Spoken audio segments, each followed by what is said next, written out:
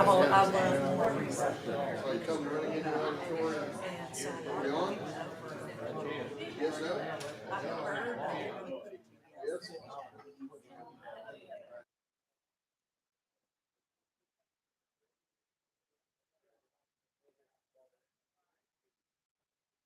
All right. I think we're ready to go.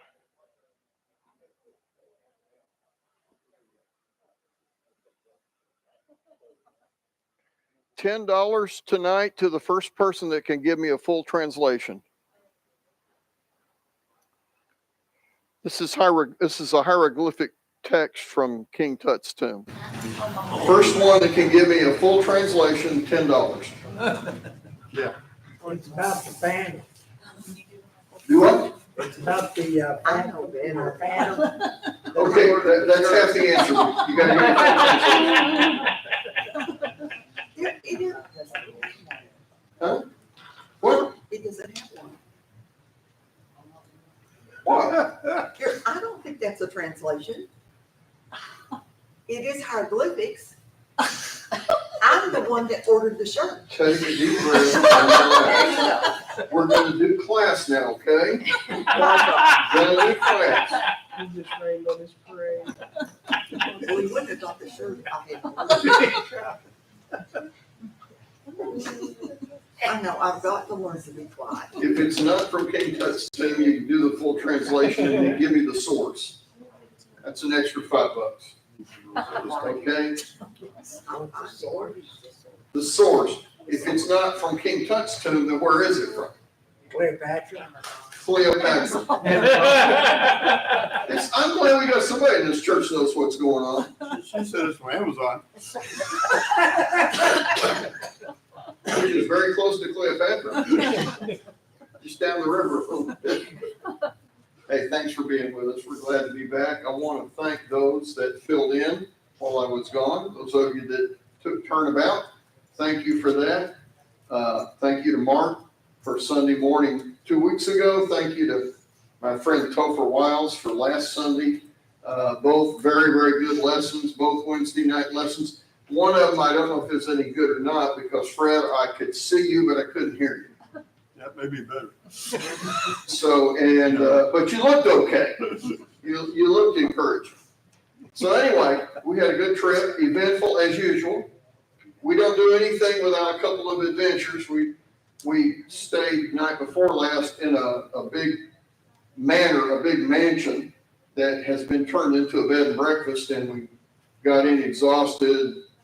Got there and found out I booked a day early or a day late instead of a day early, but they were gracious and gave us another room. We went in, we laid down, took a brief nap, got up, went to dinner. When we came back, it was dark, and the owner is sitting on the front porch with our stuff piled next to him and a flashlight in his hand. He says, "Something has blown the circuit here. The whole building is dark. You can either go somewhere else if you wish and get a room and we'll not charge you anything, or we've got a little chalet down here near our house where you can stay." So we took the chalet. It was called the Chateau Chardonnay. I thought, well, that's the Chateau Chardonnay. How can you go wrong? Okay. Sounds good.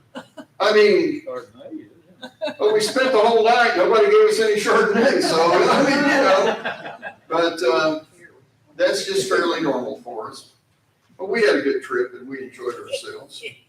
Hawass lecture, tell them about that. Well, the Hawass lecture, I'll be honest with you, we talked about this. We were both very disappointed. You know, 95% of what he talked about, things coming up and going on, I already knew about. And frankly, you can see them better on the History Channel than you can from the stage in the auditorium.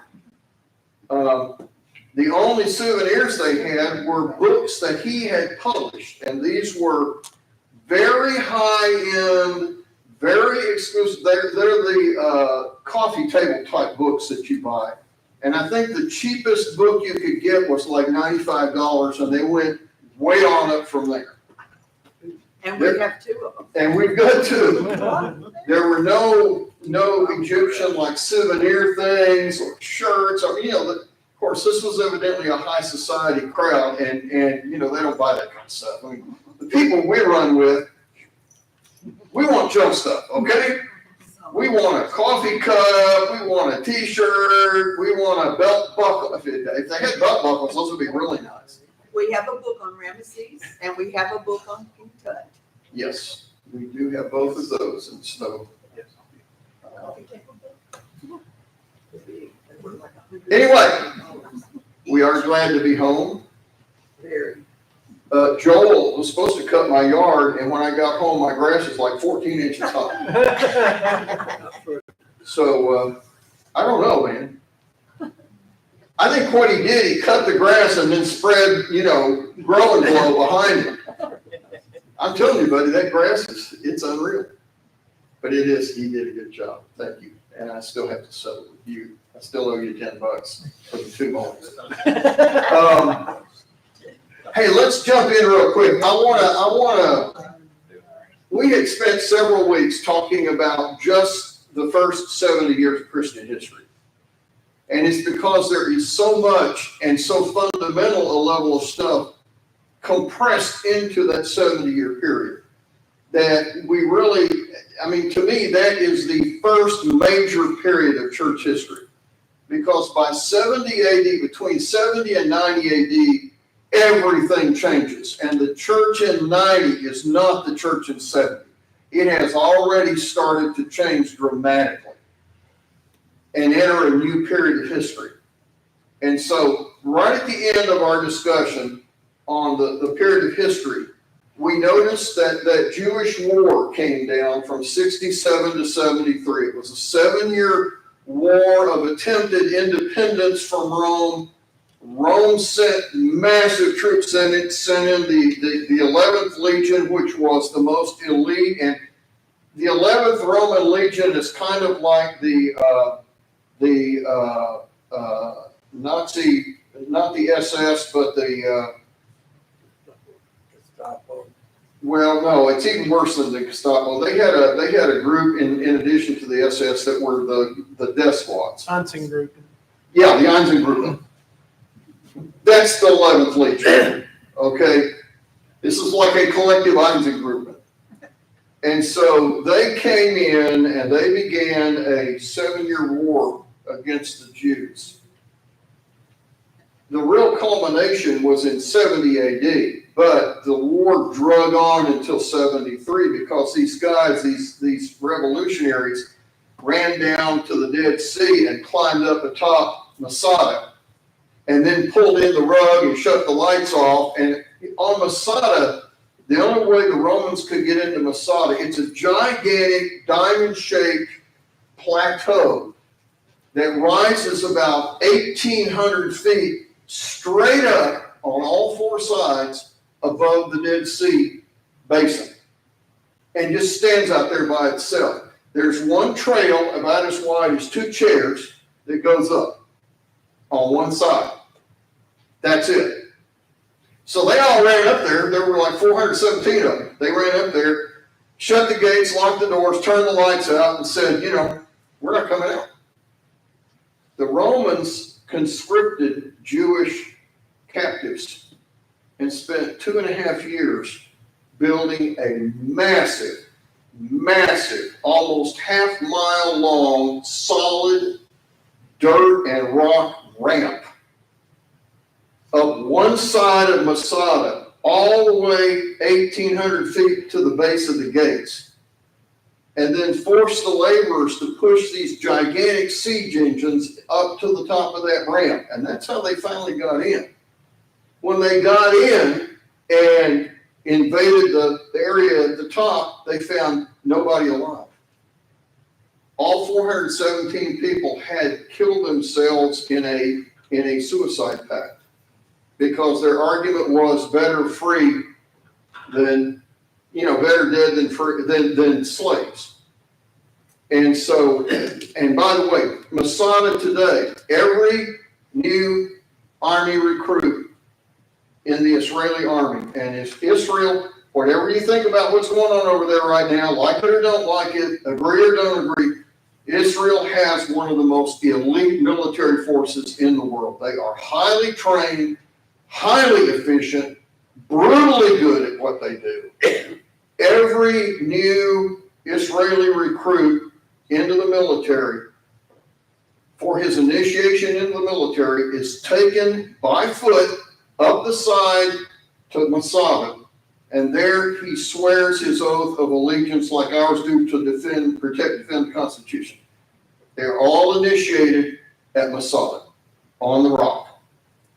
It is an incredibly chilling, I'm getting chills. It is just an incredibly chilling place. And you can't describe it. You just have to be there. So this War of Independence goes on. They send the 11th Legion and a couple of other legions in. They set up a perimeter all the way around this thing. And for 3 years, they just starved these guys out. Well, when they finally captured the top, of course, everybody was dead. They had a central group of leaders who killed everybody else, and then they drew lots and they took turns killing each other until there were only 2 left, and the one killed the other, and then he took his own life. And this was just what they decided to do. They even burned up, just to show the Romans how prepared they were to hold out. They had stacked another 2 years still worth of food in the middle of the compound and set it afire just before the Romans came in. So that when they came in, they found 417 dead people and 2 years of supplies still sitting there burning. Just as, I mean, it's just they're really thumbing their nose at Rome and saying, you know, you guys are not that tough. Pretty amazing story. Rome was captured. By the way, the leader of that Roman army that invaded Israel was a guy, a general named Vespasian. Right in the middle of the war, you know, we had noticed last time we talked that in 69, after Nero commits suicide, there are no more successors in the Julian line of emperors. He has no ancestor. He has no children. And so, and there's no designated survivor. And so there's a vacuum. There's a leadership vacuum. And you have what is called the year of 4 Caesars, where over a period of 1 year, you had an old man named Galba, a grumpy, sourpuss old man named Galba, followed by Otho, who was a kind of a enterprising, aggressive guy. And then Vitellius, who was a kind of a rubby-dubby, chubby guy who controlled huge amounts of money. And so between these 3, you had one emperor, then you had another emperor, then right after that you had another emperor, and the people got tired of this. So the troops in Judea, who are the elite troops, if they pick an emperor, that's their next emperor. And they looked up and said, look, there's got to be something better than these bozos. We're not getting anything from Rome. Let's make our General Vespasian the new emperor, and we'll send him to Rome. He'll take care of us. He's got a son waiting in the wings named Titus. He's as good as his daddy. So they made Vespasian the 4th emperor of that year. He goes to Rome, turns the war over to his son, Titus. And Vespasian rules for the next 11 years and forms a new family line of rulers called the Flavians. You'll hear people talk about the Julian emperors and the Flavian emperors. Okay, this is the first of the Flavians.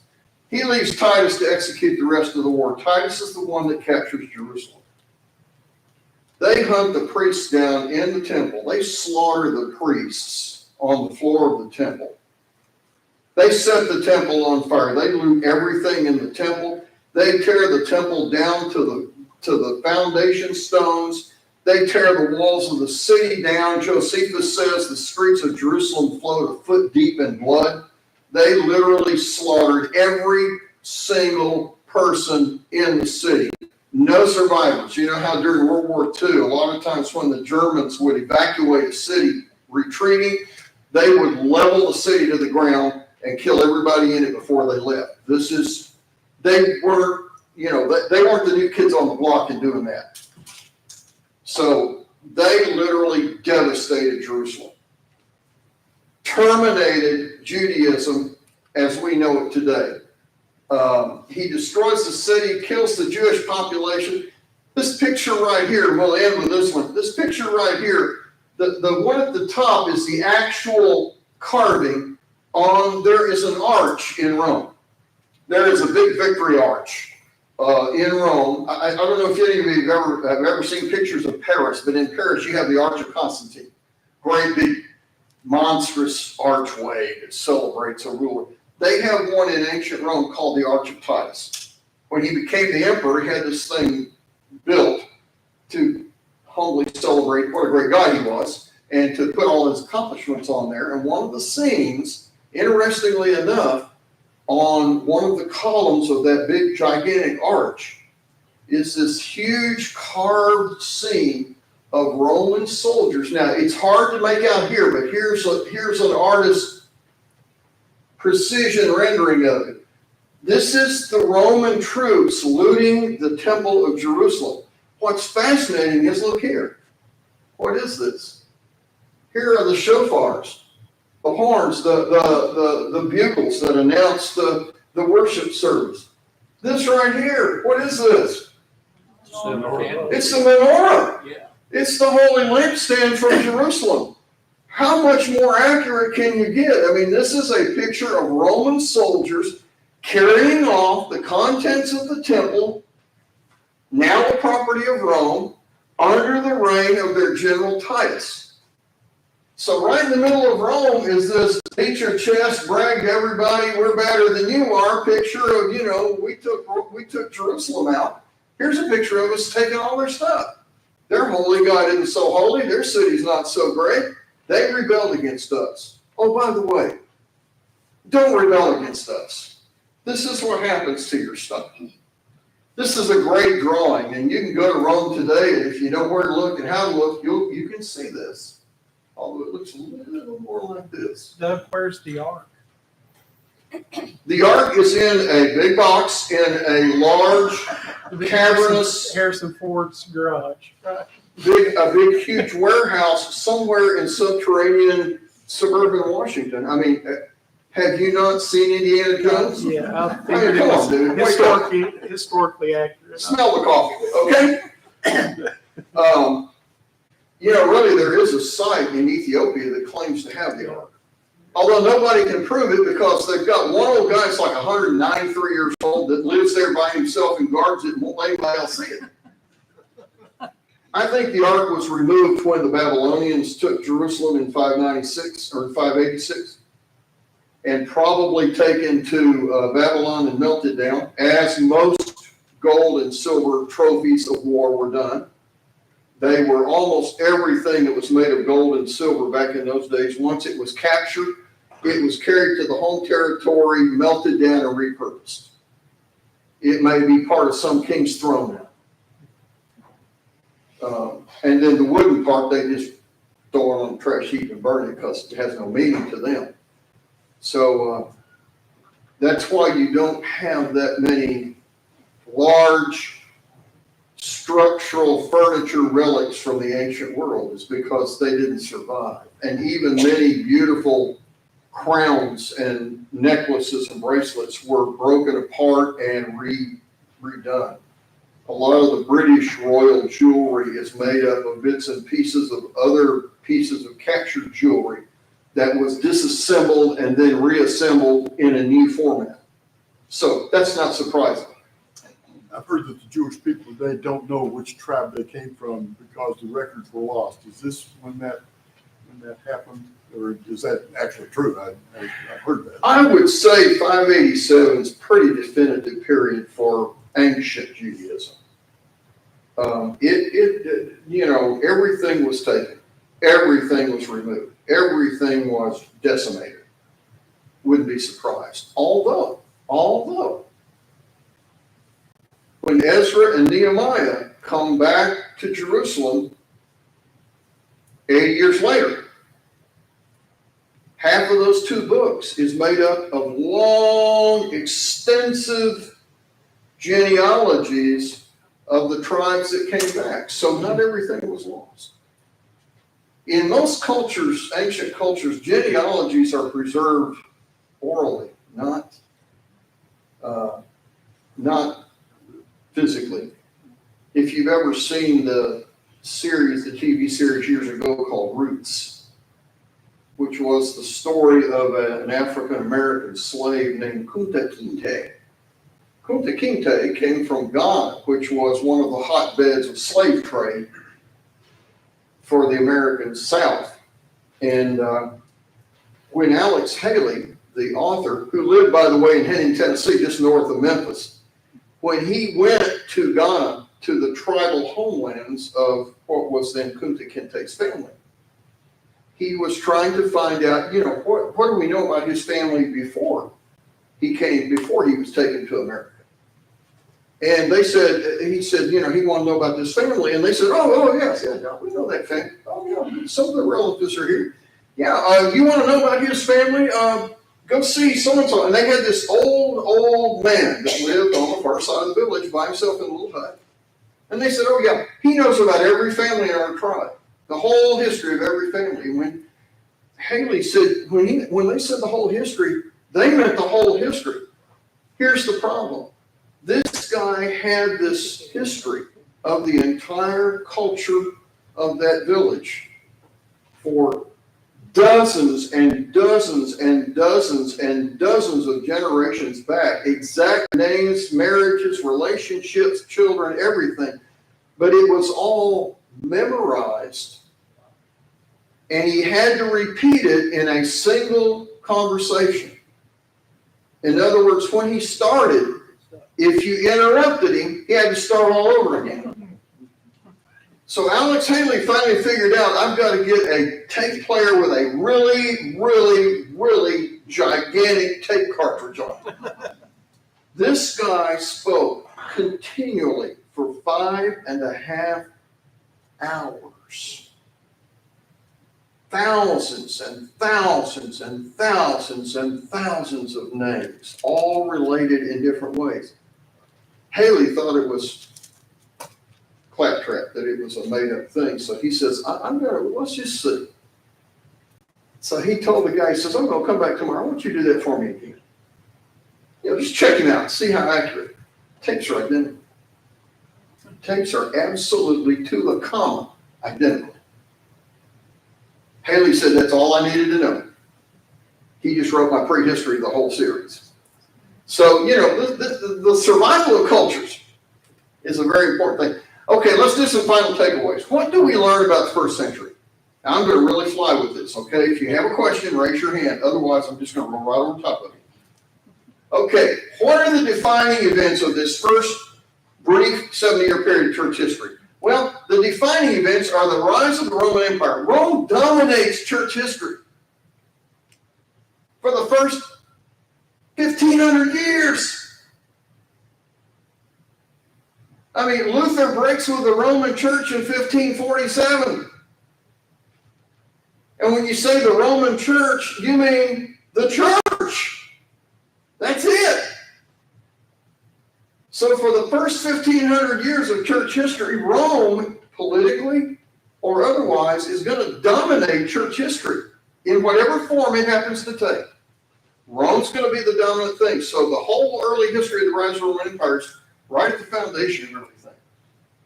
For our interests as Christians, the rule of Herod is very important because that's when Jesus is born, the early ministry begins, and the foundation is laid for the conflicts between Jesus and the leadership. Herod is the one that puts the Jewish leaders in place that killed Jesus, even though he dies early on. He and his family are the ones that sustain that Jerusalem leadership in Judaism.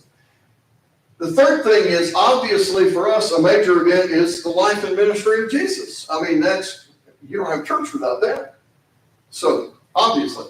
Then you have the beginnings and growth of the early church. You got Matthew, Mark, Luke, John. Then you got Acts and the epistles of Paul and Peter and James and Jude and, on you go. John. You have Paul's mission to the Gentiles. That dramatically changes the church because it changes the it changes the constituency.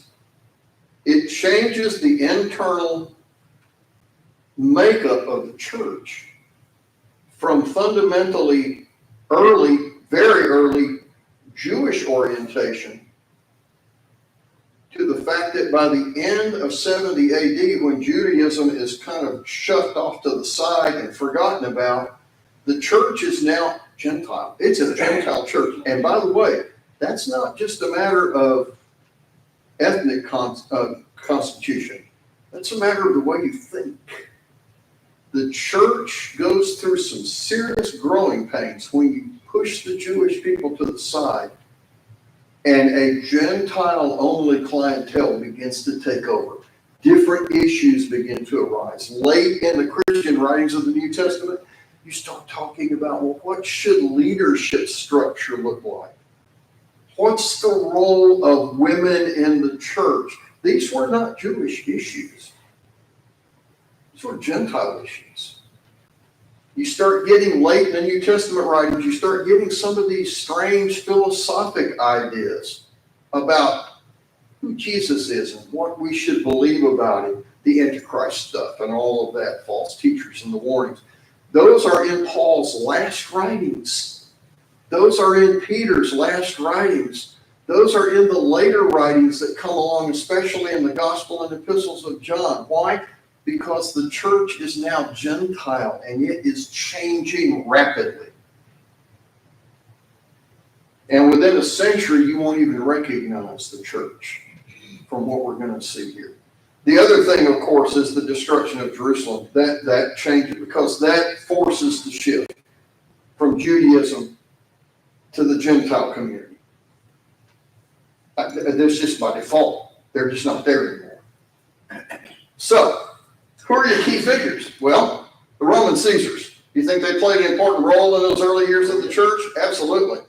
They defined who could go where and what they could do, and especially when you get somebody like Nero, and we're going to see him in a minute, you got Herod the Great. He has a big impact on the early church. Jesus of Nazareth is an occasional player in that process. You know, he comes online. You got the Apostle Peter and the Apostle Paul. And by the way, if you read the book of Acts, who are the two dominant characters? Peter and Paul. Early on, Peter. Later on, Paul. Rest of the book. From 12 on, it's all Paul.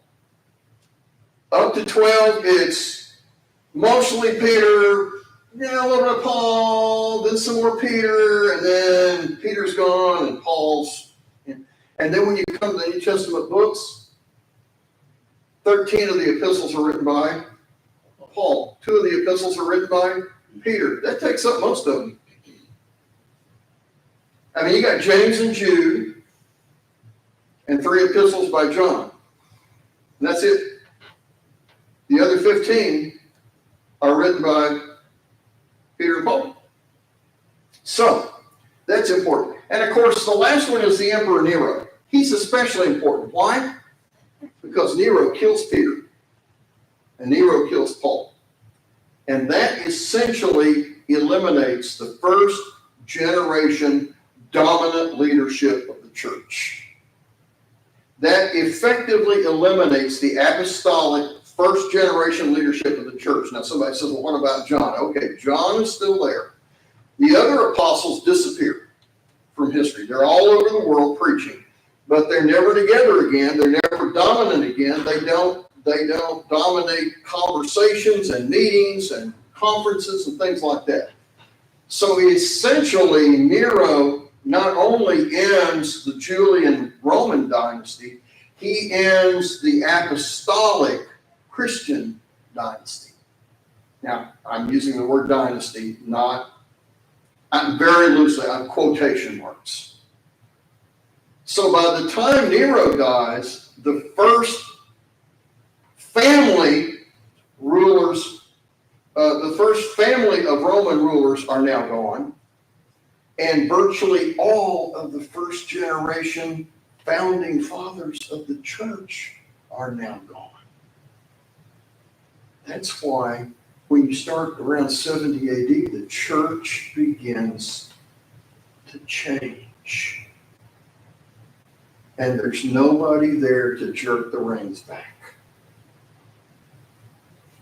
Because if all the main leaders, the founding fathers are all gone, then your opinions are as good as mine, mine as good as yours.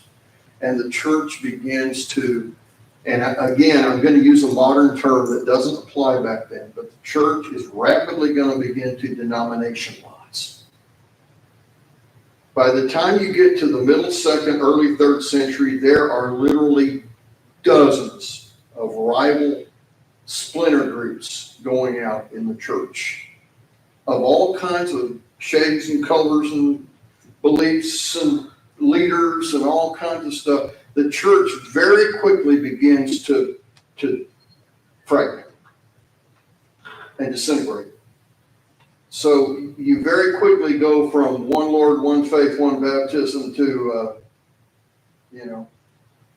maybe you baptize, maybe you don't, maybe you sprinkle, maybe you pour, maybe you immerse, maybe you believe Jesus was divine, maybe you don't think he was divine, maybe you think he was one with the Father, maybe you think he was just similar to the Father, maybe you believe in mystical chants and special phrases and prayers and intellectual advancement in the gospel, or maybe you just believe in simple love the Lord and do the right thing, maybe you believe in this, maybe you believe in this. This begins to happen very early on. The more I read in the second century church, the more I realize, hey, the world we live in with so many different kinds of churches, with so many kinds of leaders, so many kinds of beliefs, it's not new. It's been there all along. So, now let's look at some of the contributors to this. Different people contribute different things to what starts as the church. What does Rome bring to the table when God decides to establish a church? Well, you got the most efficient international transportation system you could ever hope. There are Roman roads that are still in use all over Europe. Almost anywhere you go in Europe, you will travel at least to some extent on Roman roads or on roads built on the foundation. The Romans, when they built their roads, you ever seen them build a highway? Go up and look at this highway there, this extension of Jefferson Avenue. I've never seen so many layers of so many things and so many forms so long to be done. I mean, it's unbelievable. If you look at the Roman roads, that's the way they're built. I didn't bring it, but I could have put up a slide that shows you a cross-section of a Roman road, and there's like 9 layers to them, including a raised center area so that water always sheds to the sides and drainage channels on either side so that the water is taken away from the pavement. 200 BC. These people knew how to build stuff. It was a marvelous transportation system. There are several major, what we would call interstate highways in the ancient Roman world. The Egnatian Way, the Appian Way, the Corinthian Way. And these were names of highways that connected major cities to each other with a 4-lane superhighway. What does that say about the ability to spread Christianity quickly once you want to get your people out on the ground, put your boots on the ground, and get them to going? Paul had no trouble traveling. When Paul traveled from Amphipolis to Thessalonica, to Berea, to Philippi, he traveled down the Appian or down the Egnatian Way, all the way. So he had a great transportation system. This made it possible for the church to grow quickly. Global trade networks. Paul had no trouble getting ship passage to Asia Minor, Corinth. He could jump a ship from Corinth, go back over to Ephesus. He could get on a ship from Ephesus, sail down to Jerusalem. He could grab a ship from Jerusalem, sail back up to the coast of Asia Minor, over to the Greek islands, over to Athens, on across, down through the Buddha, Italy, all the way up to Rome. And you could travel anywhere by ship. And so, those trade networks, by the way, it also meant that you meet somebody like Aquila and Priscilla. Remember them? Do you realize when we read about them in the New Testament, the times that their names pop up, they are in 3 different cities. On one occasion, they're in Rome. On another occasion, they're in Corinth. And on another occasion, they're in Ephesus. They're trade people. They travel. They get around. lady that sold and dealt with purple. That's royal cloth. That's high-end stuff. She was not just some sweet little seamstress that made cute dresses for the prom, you know. She was an internationally connected businesswoman, which explains why she's so important to the church in Philippi, which is a small, kind of a disconnected church from all the rest. She's the financial backer of that church. She puts the biggest check in on Sunday morning. It's done by several times over. That's all because of these global trade networks. You had a standardized legal system. No matter what city you went to in the Roman Empire, the rules were always the same. That's why Paul always knew how far he could go before he had to back off. That's why Paul always knew what he could get away with and when he could call people out for doing things they weren't supposed to do. Roman law was very standardized and very rigid. Yeah, he had it in his pocket being a Roman citizen too.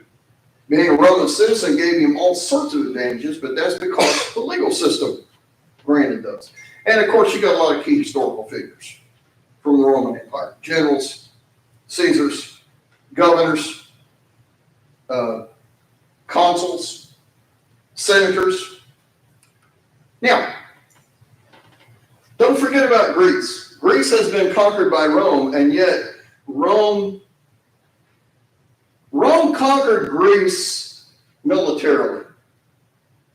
Greece returned the favor by turning around and conquering Rome intellectually.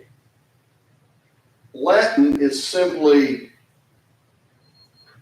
Romanized Greek. You write, think, and do Latin just the way you do Greek. I had Latin in high school, so when I took Greek in college, it was so doggone easy. It was just not funny. And all these guys around me were just gagging to death trying to understand Greek. And it was like, oh, I don't see the problem. Declensions, conjugations. You don't even know what those are, and that's okay. But those are terms that if you've had Latin, you know how to, you get them in Greek. If you've had Greek, you get them in Latin. The religious systems of Rome were not Roman. They were Greek. The Romans simply took the Greek religion and gave Roman names to the gods. So Aphrodite, the goddess of sexual promiscuity, became Diana, the goddess of the hunt. Okay? And that was true of every god and goddess in the Greek religion. The Romans simply gave them Roman names and took them right over. But what's important more than anything else is the main trade language of the first century Roman world was Greek. It was a form of Greek called koine. Koine is the Greek word that means common. So koine Greek is everyday man's Greek. You know? And in the ancient Roman world, when people met from different places, they did exactly what people in the world do today. A businessman from Korea, and a businessman from Indonesia, and a businessman from Saudi Arabia, and a businessman from Stuttgart, Germany, meet in a room to have a conversation. What do? They shift to English because they all know English. Whatever language you know in the world, you know that in English. Kids in France are all fluent in English. Kids in Germany, fluent in English. Kids in Sweden, fluent in English. Kids in America, not even fluent in English. We're the only major country in the world that is language ignorant when it comes to second language. We don't know second language. Most of the rest of the world knows English. Well, Greek was that language back then. By the way, guess what language the whole New Testament is written in? Koine Greek. Koine Greek. From Matthew to Revelation. You had philosophical systems. They were all Greek. You had the Epicureans who believed, eat, drink, and be merry, for tomorrow we die. Is that quoted in the Bible? Yeah. Where they got that idea? The Epicureans, the Stoics, the way you deal with pain is you just ignore it, rise above it, show no emotion, suppress yourself. The Platonists, you want to know what Platonism believes? Read the book of Hebrews. Hebrews is basically founded on what is called the Neoplatonic theory, which is the idea that everything on earth is a shadow copy of the real existing things in heaven. And what does the writer of Hebrews say? The temple here reflects God's temple in heaven. The priesthood here reflects the priesthood of Christ in heaven. The sacrifices here, symbolic of the true sacrifice of Jesus in heaven. Now, it's obviously acceptable and it's truth. I accept that because it is in Scripture, but that's Platonic thought. That's a Platonic view of things.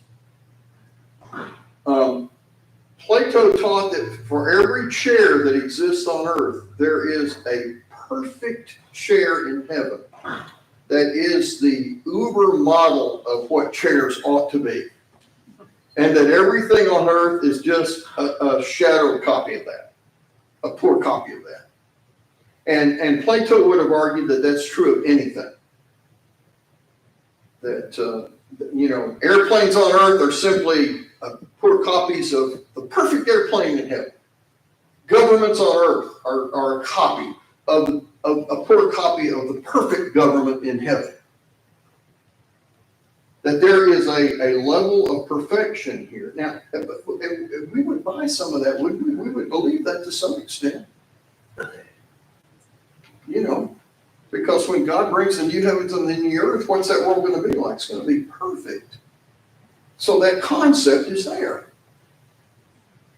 And our goal here has always been to try to get there, knowing that we're never truly going to get there until Jesus comes. Interesting stuff.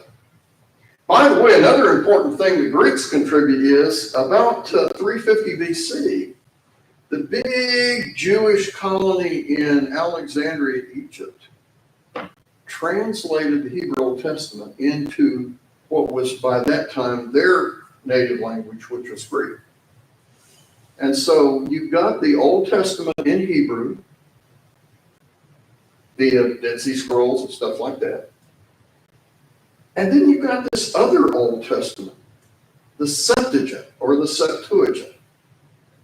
The word means the 70, because the tradition was that 70, the king of Egypt wanted, for the library at Alexandria, he wanted a Greek copy, a Greek translation of the Hebrew scriptures. And so he brought in 70 rabbis. Now listen to this. He brought in 70 rabbis, 70 Jewish scholars from Jerusalem. Go to the mother lode up there. 70 scholars, brought them in, and said, I want you to take your Hebrew scriptures, translate them into Greek. But you're not allowed to consult. I'm going to put you in 70 different rooms. I'm going to give you 18 months. Bring me what you got. Tradition. When they came together a year and a half later and compared their 70 different translations, they were identical. Now, if you believe that, I've got some property I'd like to talk to you about buying later on.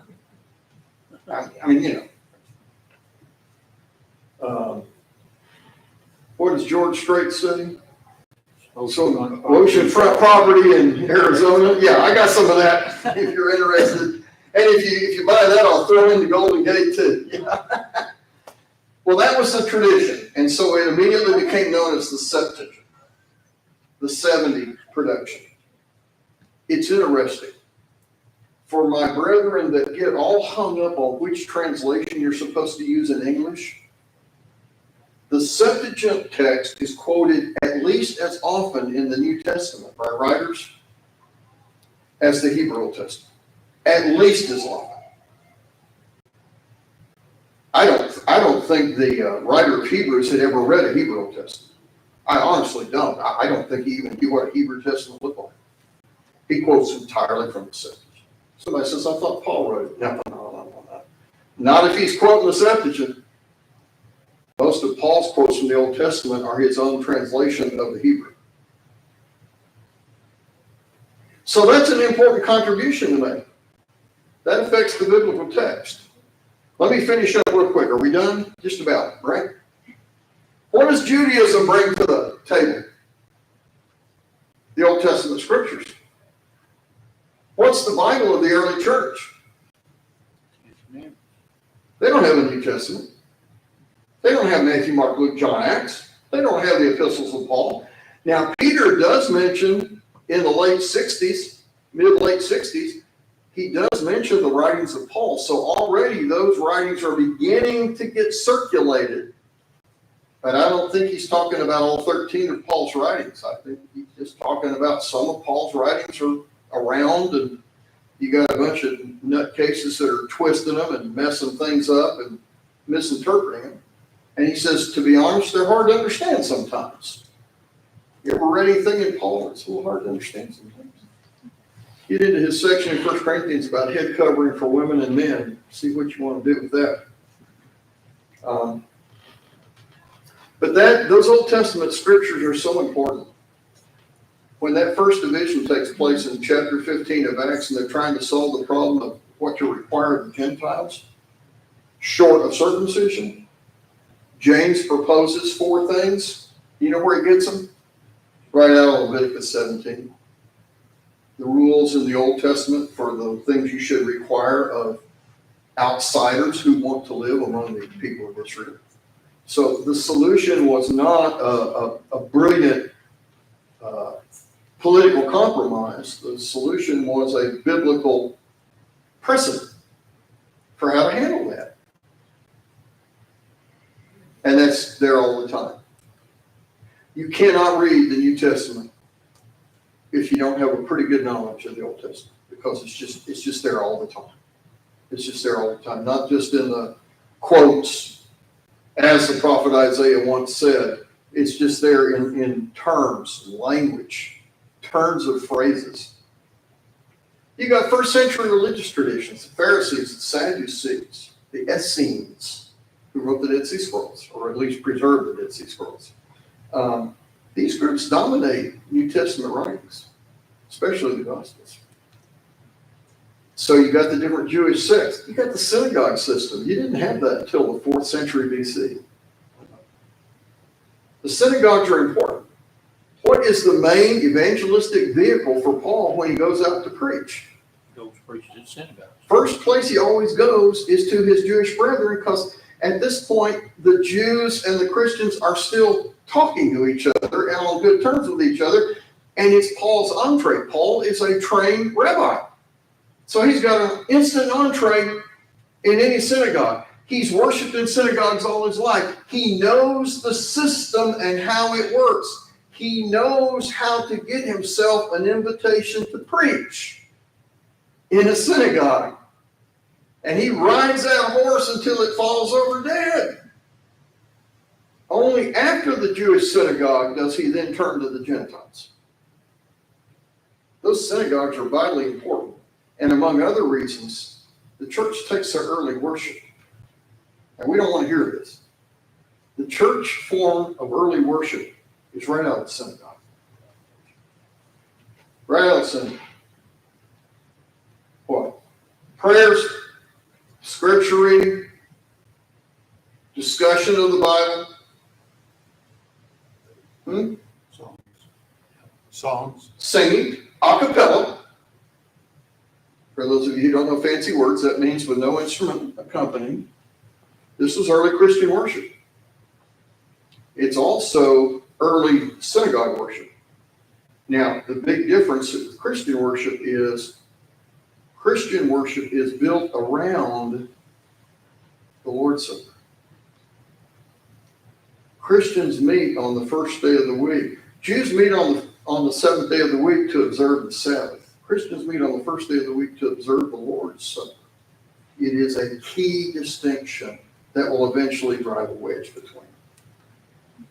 So you got synagogue forms of worship, and of course, the Judaism is the point of origin. Now, we'll finish up next week. I thought I'd get done this week, but I just can't stop. Yeah, you got, what's the ethics of the early church? Where do the Christians get their morals? Where do the Christians get their qualifications for elders? I'm convinced 90% of the early church elders were Jews. Because they were the only ones that had the morals to qualify. There weren't that many grown men in the early church who were the husband of one wife. That was rare. Back then, they swapped them around. You know, you switched wives to climb socially. You switched wives to advance yourself politically. You know, you switched wives. You took a wife not for love and childbearing, but to cement a family relationship with another family so that you could have a better business relationship. I mean, there was just all kinds of stuff going on. So the ethics of the Jews, and they are very high, by the way, are the ethics of the church. Church in the first century has extremely high ethical standards, unlike the church today. Very high ethical standards. Well, we'll finish up a little bit next week and then shift over to section 2, which is the next, you say 70 years, my goodness. The next one's going to cover 350 years. We'll get there real fast. Anybody? Thought, question? Now, I'm going to say some things sometimes that may offend you a little bit. You may not like to hear it, but it is what it is. Early Christian worship is Jewish synagogue worship, with Jesus as the center. Period. I think in most early Christian groups, the men and women sat separately because they did in the Jewish synagogue. You mentioned a cappella. Was that only in the synagogues? Did the temple have instruments? Absolutely. Okay. Absolutely.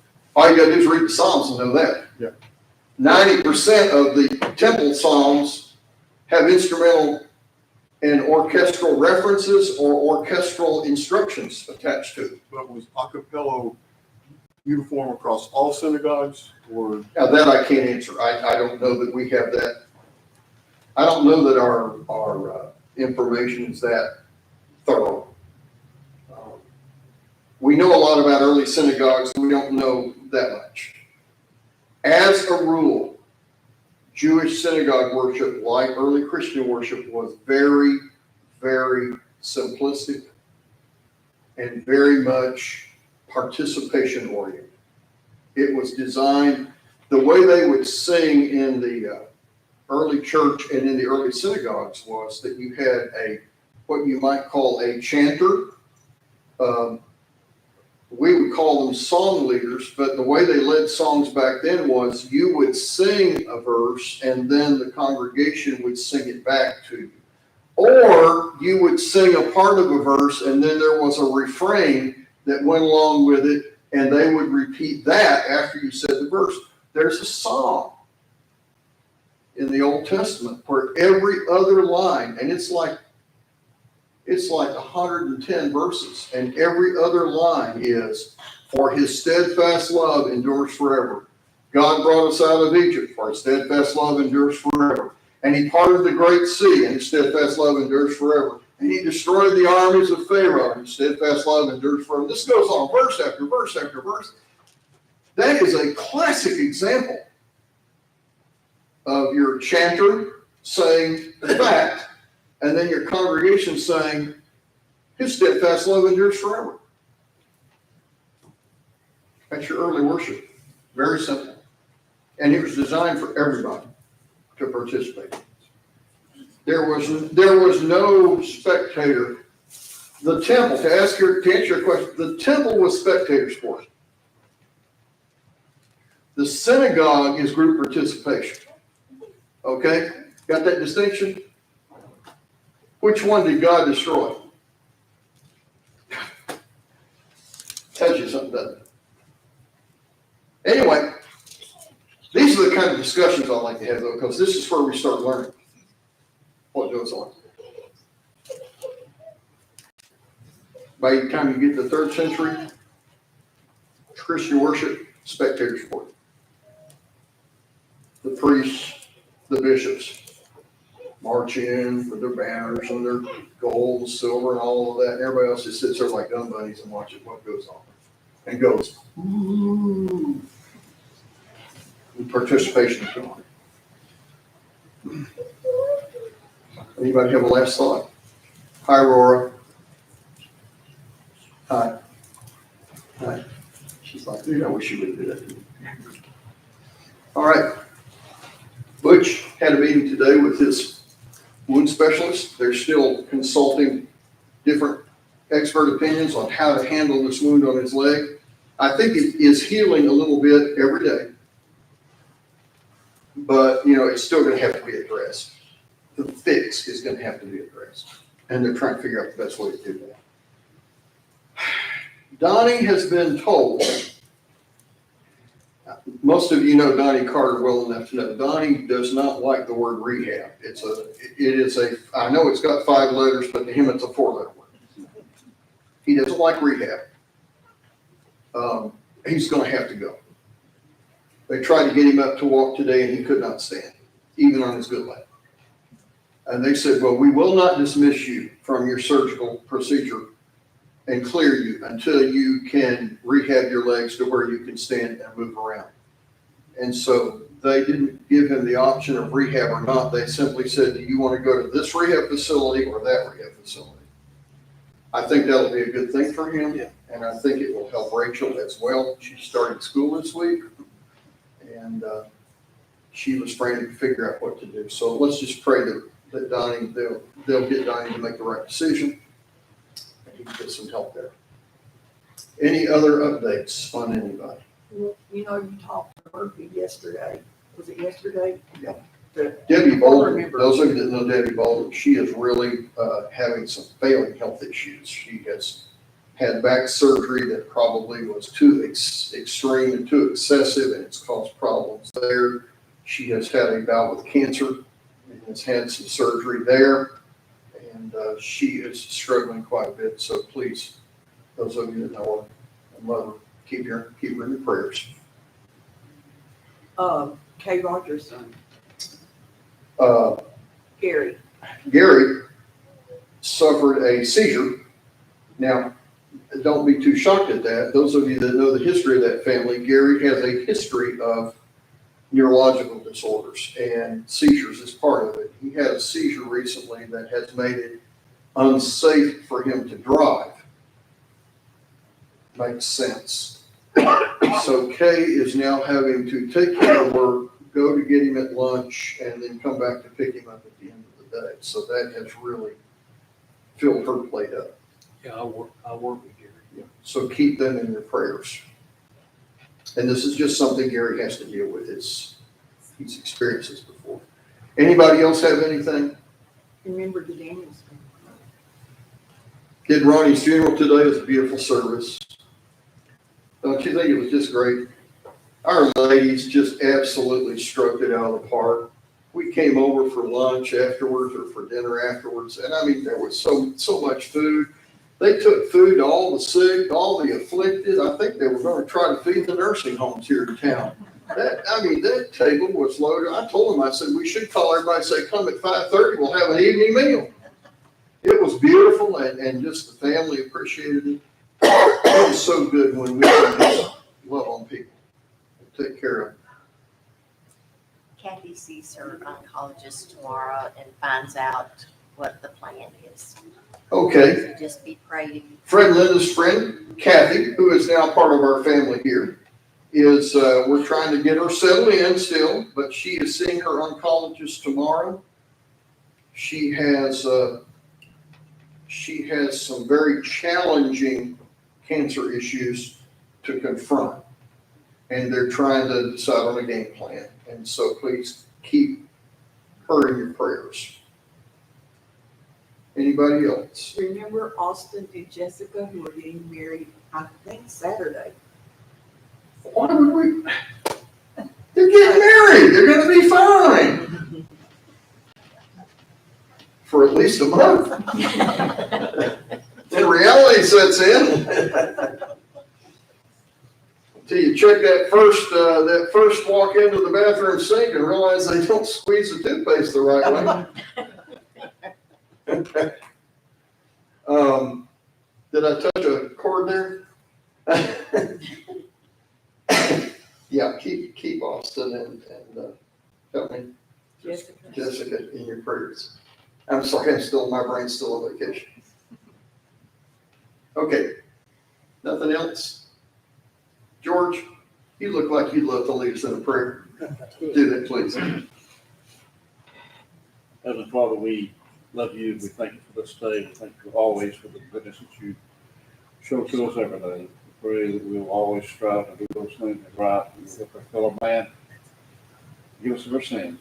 Let us return next appointed time. That's my prayer. Amen.